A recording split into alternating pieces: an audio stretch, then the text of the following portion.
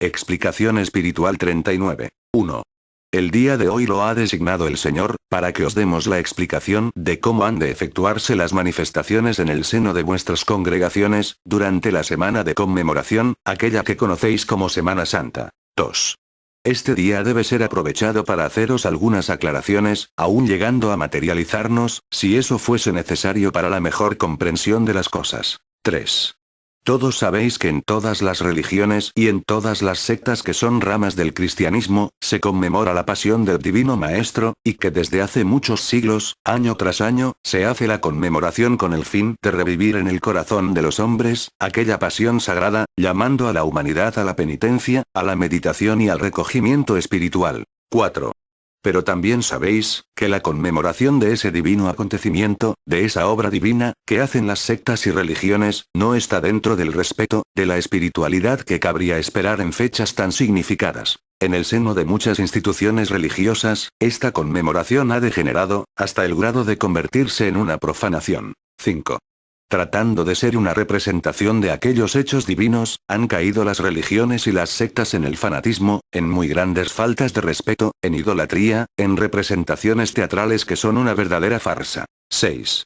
En otras religiones, simplemente se dicen sermones o explicaciones alrededor de aquellos acontecimientos que forman la pasión de Cristo, los unos profundizándose, los otros únicamente dando lectura a las escrituras que narran ese pasaje. 7.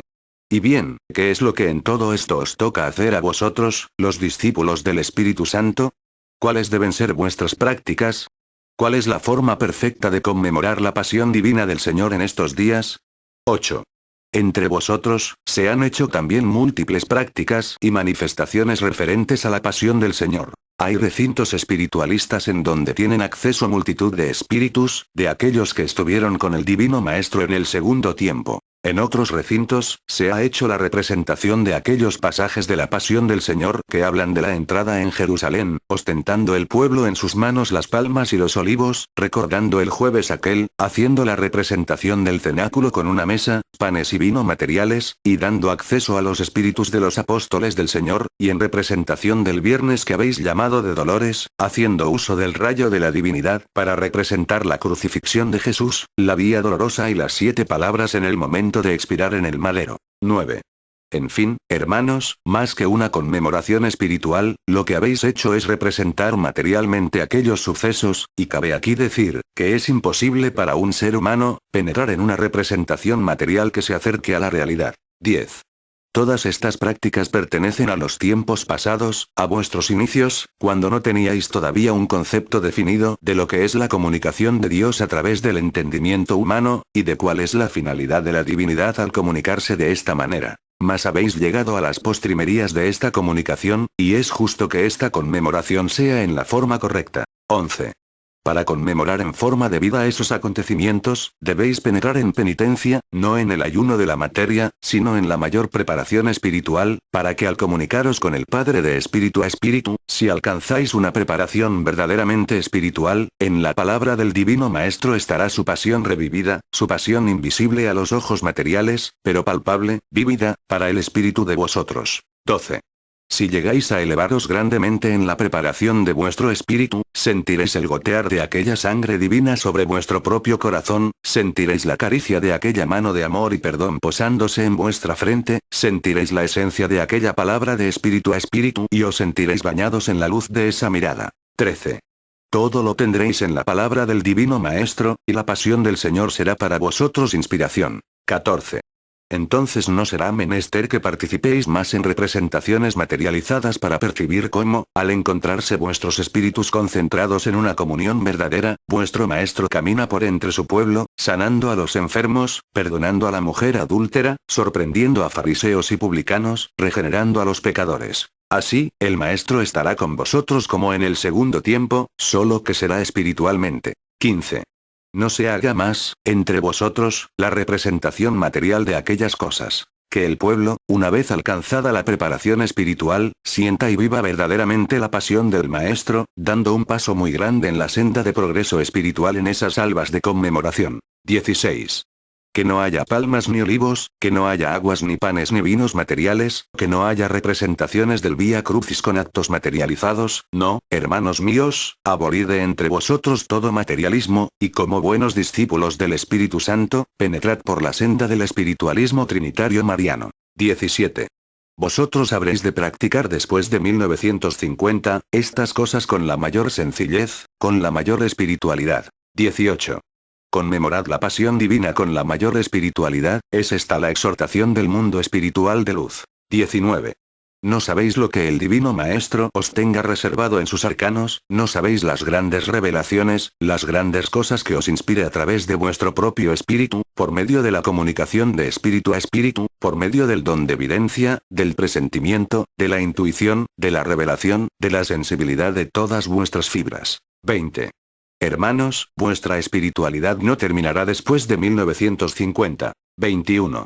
El camino, la jornada vuestra, seguirá porque es infinita. Caminad, entonces, con paso firme y pensad que, en corto tiempo, seréis estímulo para las religiones, seréis ejemplo para los fanáticos, para los idólatras, para los confundidos, para los que en medio de su ignorancia profanan, manchan y ofenden las cosas divinas. 22. Las religiones y sectas, estimuladas por vuestro ejemplo, penetrarán por la senda de la espiritualidad. 23. Qué dicha para los verdaderos apóstoles del espiritualismo el contemplar cómo despiertan las religiones, el contemplar cómo las multitudes van clamando por espiritualidad, exigiendo de sus pastores, pureza, depuración, espiritualidad y sinceridad de espíritu. 24.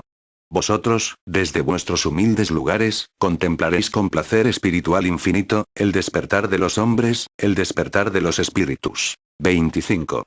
¿Qué importa, hermanos, que los hombres ostenten pertenecer a religiones o sectas, si en el fondo practican el amor y la espiritualidad, y por ello van obteniendo el conocimiento de las cosas espirituales? Superficialmente, podrán ostentar cualquier nombre de religión, pero en el fondo serán espiritualistas, siervos del Espíritu Santo, y es esto lo que importa. 26.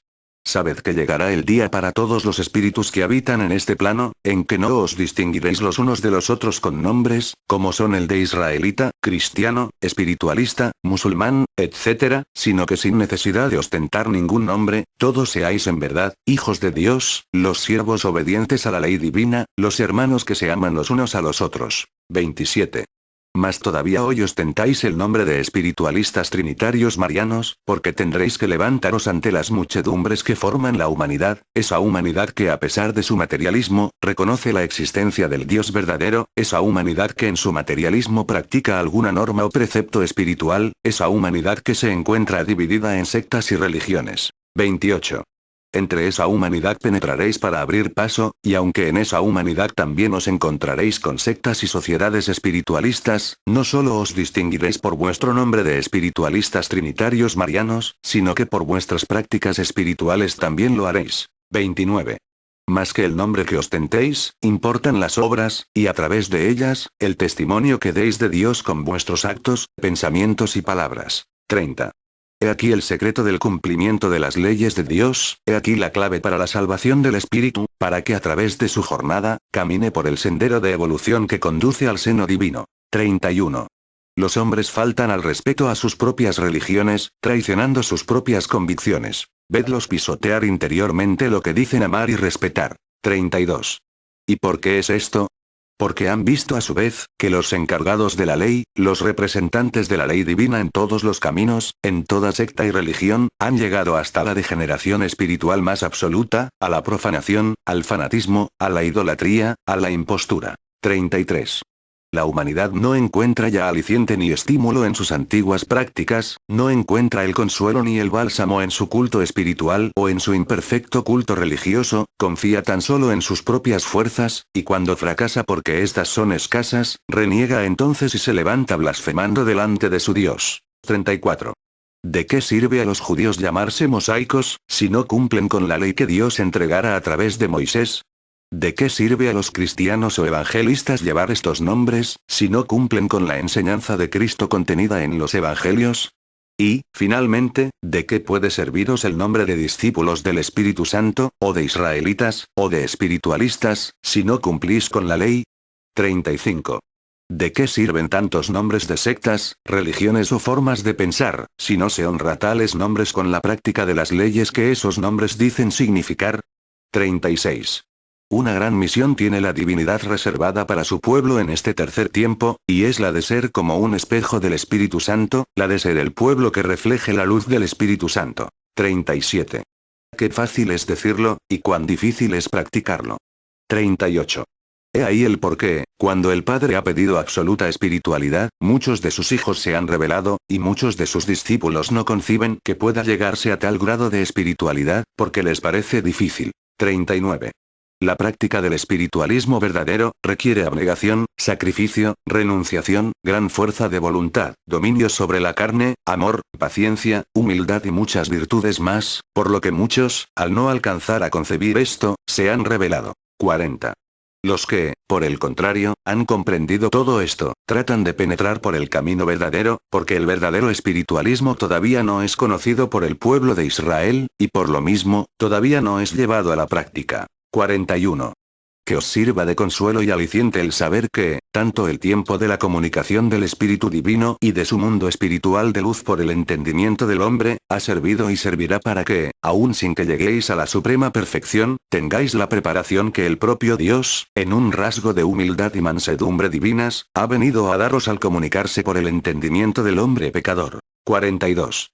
Tiempo de preparación también ha sido este, por parte del mundo espiritual de luz que ha descendido entre vosotros para ayudaros, explicándoos muchas cosas, a escalar, a comprender y a prepararos, y esa ayuda os la hemos brindado con nuestro espíritu, nuestra palabra y nuestra protección espiritual. 43. Mas después de la partida del Señor, no podréis decir que continuáis en los tiempos de preparación, sino que habréis de dejar de ser los discípulos y los párvulos, para convertiros en los maestros. 44. Después del año de 1950, no os espera un tiempo de concesiones, de complacencias, no. Los titubeos y balbuceos serán inoportunos en aquellos días, y ya no sería justo que existan entre vosotros ignorancia, división, diferencias de criterio, de prácticas ocultos, como tampoco sería justo que os encontraseis discutiendo por esto o por aquello. 45. El tiempo venidero será el tiempo de la práctica. Tendréis que entrar de lleno en la práctica espiritual, sin debilidad o incertidumbre, sino con firmeza, con absoluta consciencia, sabiendo a lo que vais a hacer y a hablar, y sabiendo a lo que debéis pensar de todo y de todos. 46. Sí, hermanos, cada paso deberá ser una ascensión, un progreso espiritual, en los cuales no podréis deteneros ni estacionaros, ni mucho menos caer en rutina. 47. Vuestra conciencia os irá reclamando siempre el avance en el camino, en el adelanto, en el progreso, no os dejará deteneros un solo momento. Por eso, aprovechad estos tiempos. 48.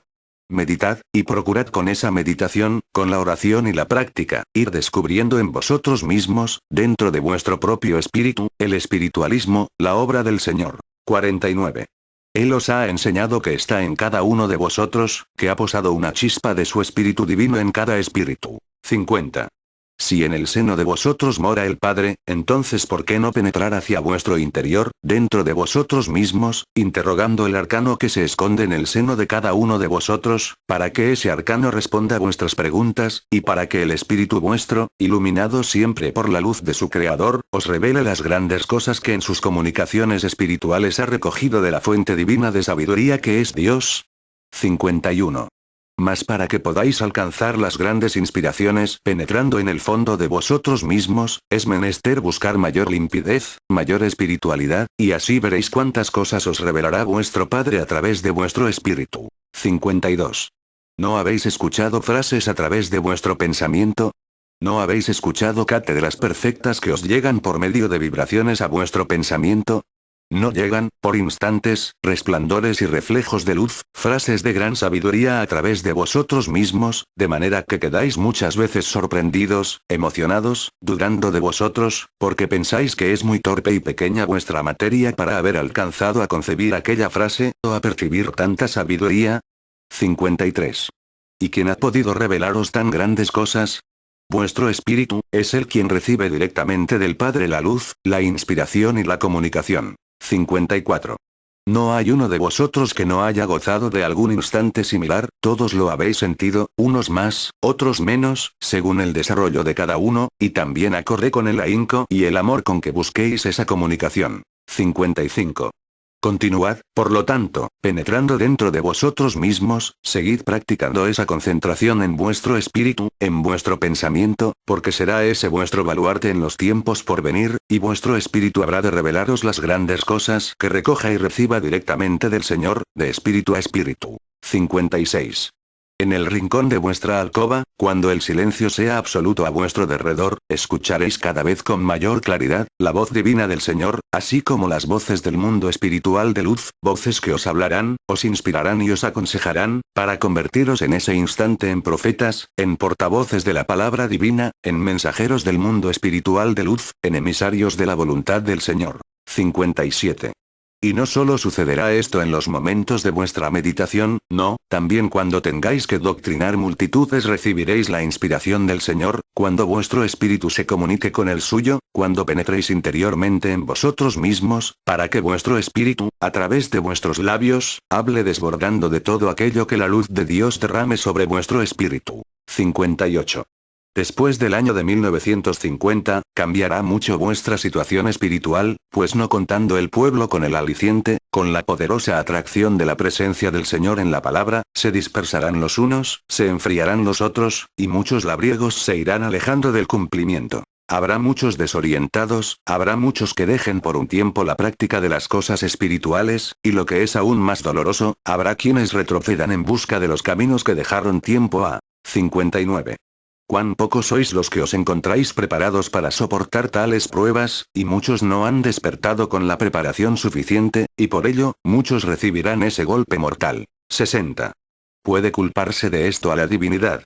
¿Puede culparse de esto al mundo espiritual de luz? No, hermanos míos, son muchos años ya, desde 1866 hasta el presente, en los que el Padre ha hablado, sin retener su palabra, sin privar de ella a su pueblo, sin retener ni negar su comunicación y la presencia de su mundo espiritual. 61.